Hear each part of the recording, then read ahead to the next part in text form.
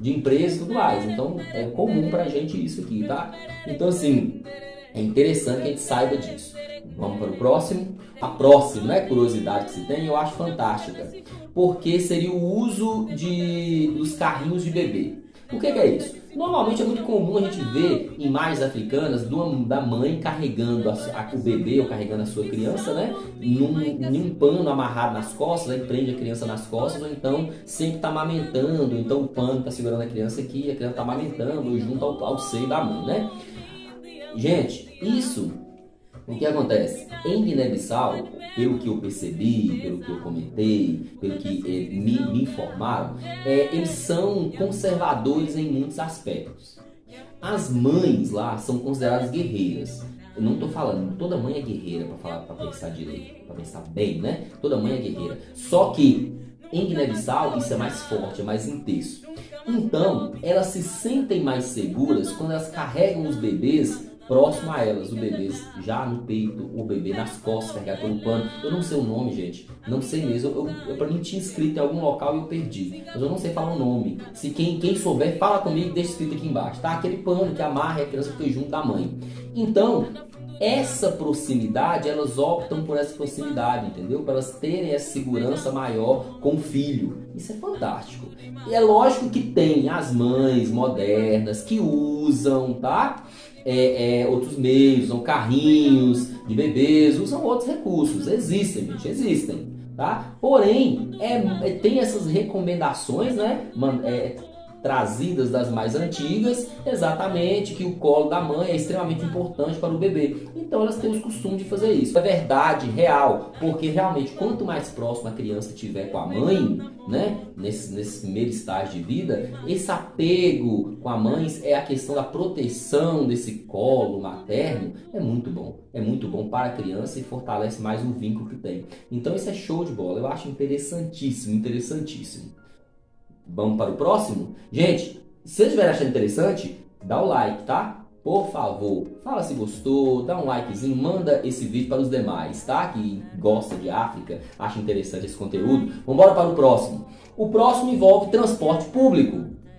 Como que é o transporte público em Guiné-Bissau? O transporte público lá, ele não diferencia tanto assim do nosso. Lógico que tem outros detalhes. Mas primeiro, existem um tipo de transporte lá que chama de toca-toca.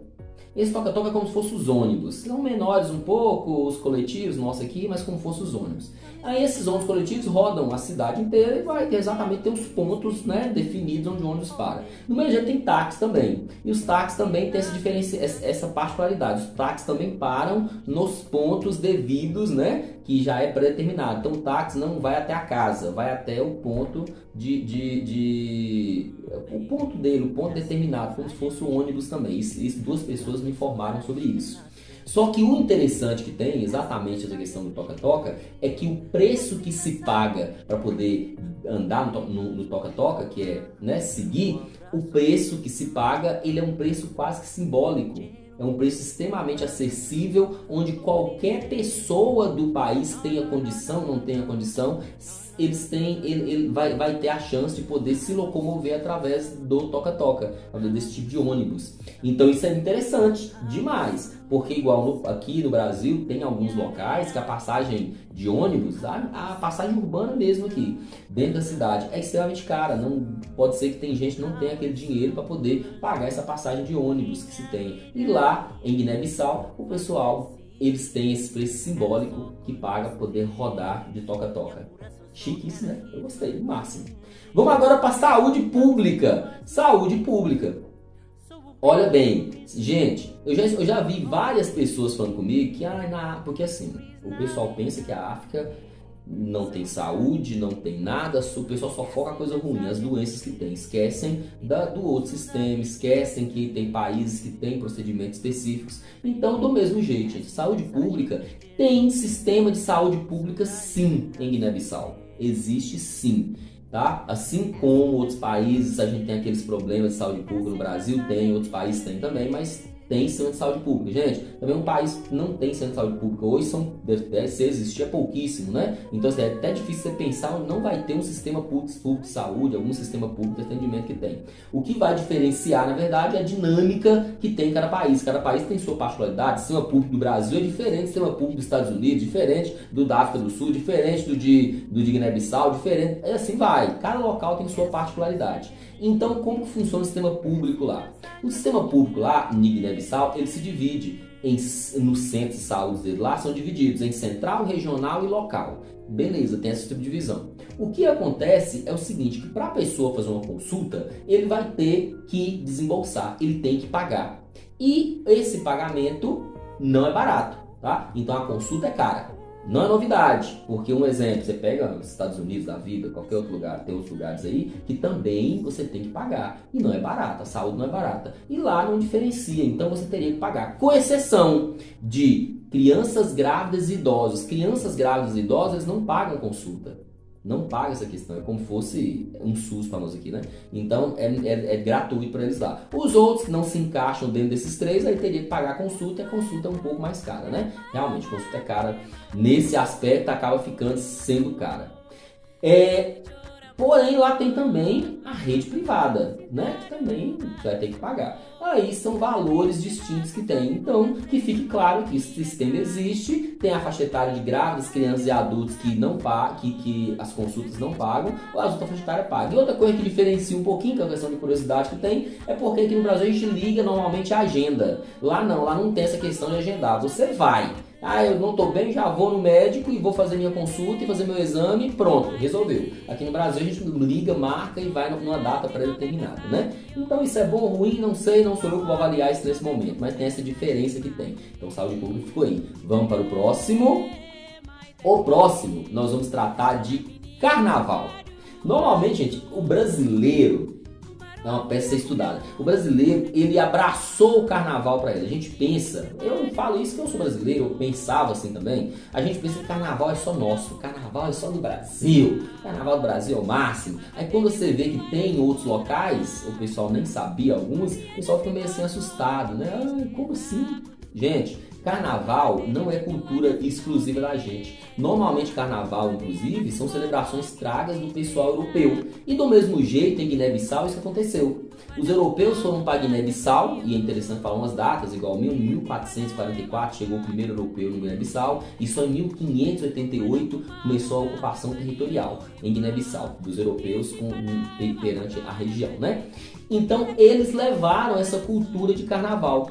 Então não se sabe ao certo falar quem foi que levou, mas eles já sabem que essa cultura vem dessa questão europeia, então normalmente se faz a ligação dessa cultura do carnaval com exatamente esse momento de ocupação territorial. Depois eu vou fazer um vídeo aqui que nós vamos discutir bem e aprender um pouco sobre ritmos musicais, músicas, festas de cada país desse. Aí nós vamos chegar nesse carnaval também, que eu descobri o que tem de igual e diferente do norte brasileiro aqui. Então carnaval é isso, existe. Deve ser bom, carnaval sempre é bom, né?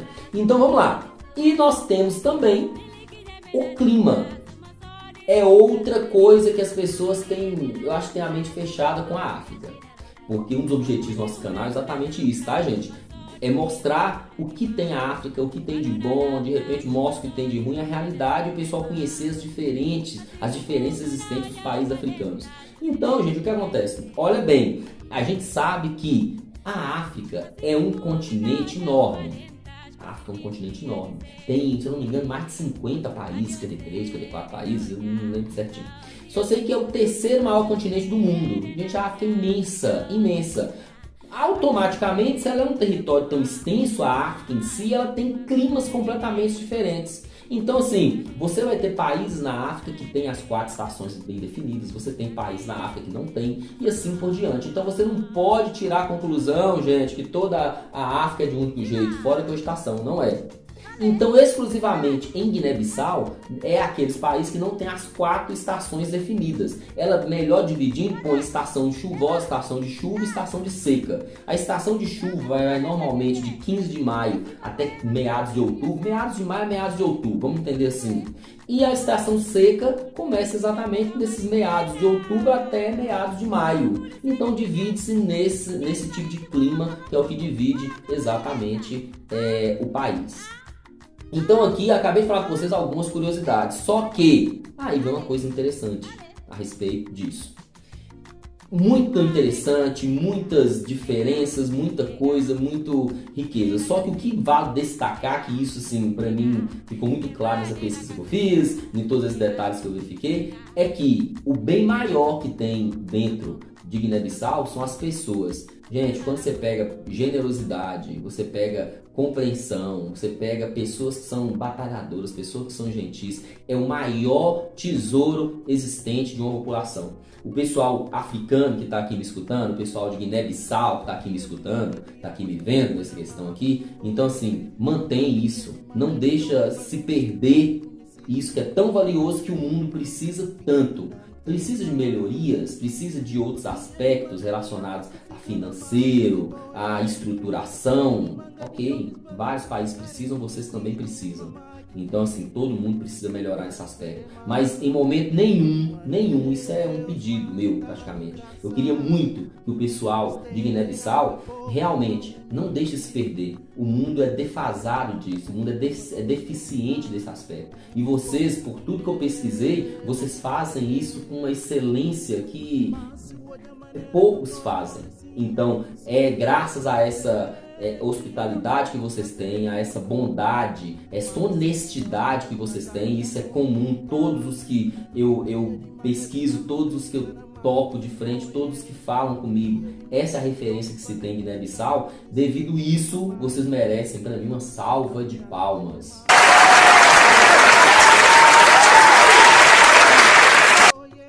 Vocês são fantásticos, fantásticos. Conserva isso, tá? Gente, então esse aqui é o vídeo de hoje, falando sobre Guiné-Bissau, nesse canal onde trata de um pouco de tudo, Brasil e África. Aguardem para o próximo vídeo, divulguem esse por enquanto. Beijo no coração de vocês, forte abraço, muito obrigado. Vamos embora pro próximo.